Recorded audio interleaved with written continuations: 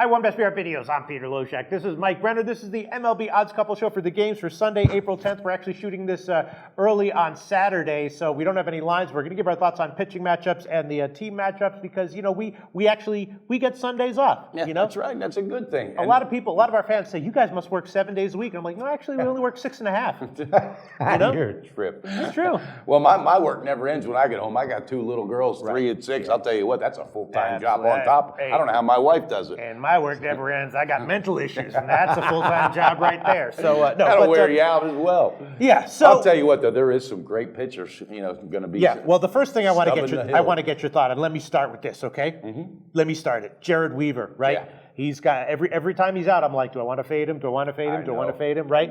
The velocity's been down. He has been a good fade, not as much of an auto fade as we were thinking for a while last year, but that might be good because that might extend out the period of time that we'll have to look to fade him in general. He's going to be at home against Texas. What do you think?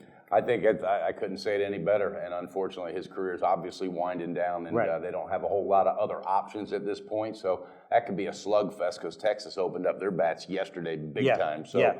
Yeah, I could see fading that one for sure. I think this is definitely his last campaign as well. Yeah, so I'm definitely be looking to fade him in spots, and that one should be a decent spot. The line shouldn't be too outrageous, so looking to take Texas there. And then let's see what else we want to talk about. Oh, okay, we have to talk about this one. The Cubs at Arizona. Right now, we knew that Shelby Miller was going to have was going to suffer consequences for moving from Atlanta to Arizona as his home park, and he got crushed in his first start. Jake Arrieta, solid and awesome as always. Is this going to be a no-brainer playing the Cubs? Probably. I think it's a no-brainer on a run line. I'm just going to put it out there on a lean. There's no lines or there's nothing, but this team is just powerful. And I think you're right, Shelby Miller. He might have. You know, that's another stadium that sometimes good pitchers go to die. Yes. And could be the case. And probably wishing he was back in the ATL right about now. Yeah, for sure. So definitely looking for maybe either the Cubs team total over, or I agree with you. If you want to take the Cubs, take a shot with the run line because if they win, it's probably because they crush Miller and it's one of those 8-3, 14-6 type games. I think so too. All right, then we also have Johnny Cueto. We both said that we're going to keep an eye out for thinking about fading him. Buddy had a good first start. You called that one. You had a winner with that one. Yeah. And here he's going to be at home against the Dodgers, a lineup that could get to him. On the other side, Scott Kazmir, guy we're looking to fade, I think, long-term, right? I think so too. Long-term, there's no doubt. Again, there's one that his mechanics are way off. He's just not the same pitcher.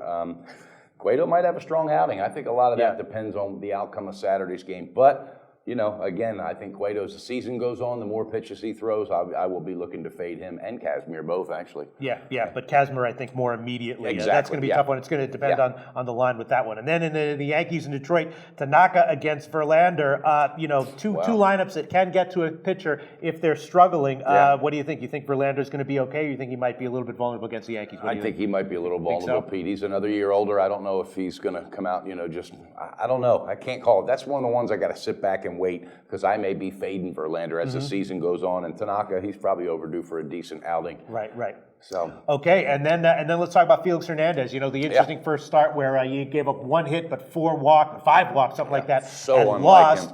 He's going to be at home against Oakland. That should be a relatively easy assignment. What do you think? Big bounce back for Felix? What do you think? I think so, definitely, and I think he'll get the run support. I like it on a lean, on an early run line. I think they'll get that. A run line in Seattle? I do, absolutely. Okay. Run line in Seattle. That sounds like a movie. Run line in Seattle. Another gambling song. Gambling song. Something that you shouldn't do. And then we ought to write the movie also, so the songs we'll have. Exactly. We'll have the soundtrack. Run line in Seattle. Now my bankroll's fucked. I like that. All right, then let's talk about Dallas.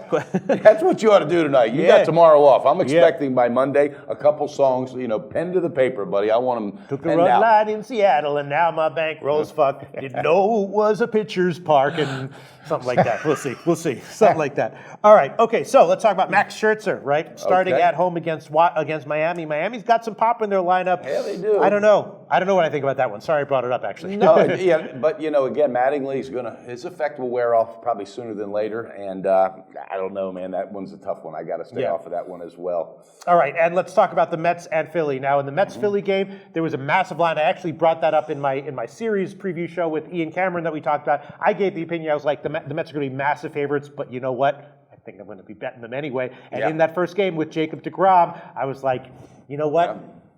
I'm going to bet it. I didn't bet on the run line. I took it at the money line minus 227. Turned out to be a good bet. Sure did. And here we're going to have a similar situation. Matt Harvey starting against Hellickson. Mets Philly. It's going to be a massive line. Will it have value? Yeah, and I think the value will be in the first half run line. Wow. I okay. like, yes, absolutely. I'm going to be putting some units on it. Matt Harvey, first half run line, minus a half run, probably be about minus 125. Speculative here. Yeah. But I like that. I think it's sharp, and Philadelphia is going to take a long time to get any kind of groove going.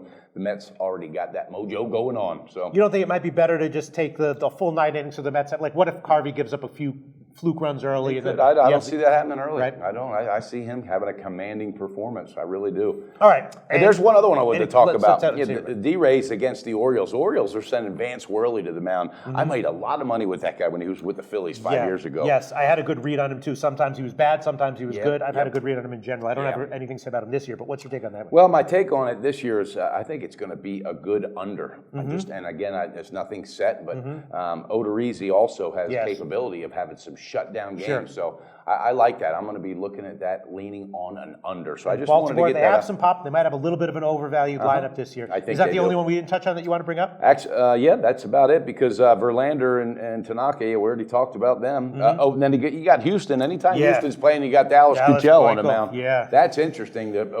Nelson's pitching for the Brewers. I like Houston because Houston's a little bit in a funk right now. And I think they were riding a wave. We were damn good last year. Well, they better buckle down and find that energy and that scrappiness. That's what they're lacking right now. So I think tomorrow with Keuchel on the mound, they might have some value there. We got burned taking them both yesterday, but whatever. I think I'll be looking for that as well. All right, absolutely. So let's sum up with our strongest leans. I think definitely leaning towards the Cubs to at least hit Shelby Miller and bet that in one way or the other. Cubs team total over. Absolutely. Cubs run line.